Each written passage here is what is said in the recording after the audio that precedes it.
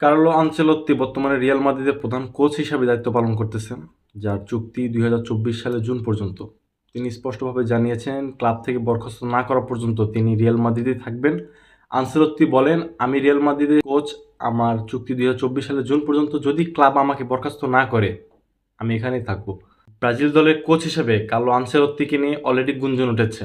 ব্রাজিলের football federation CBF আনুষ্ঠানিকভাবে স্বীকার করেছে যে তারা কার্লো আনচেলত্তিকে জাতীয় দলের কোচ হিসেবে নিয়োগের ব্যাপারে আগ্রহী, যদিও এখনও আনুষ্ঠানিক প্রস্তাব দেওয়া হয়নি।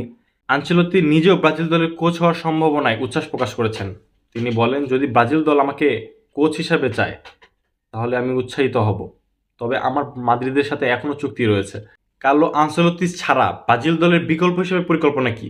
বর্তমানে ব্রাজিল দলের কার্লো আনচেলত্তি যদি না আসে, এর বিকল্প হিসেবে ব্রাজিল দল অলরেডি ভেবে রেখেছে।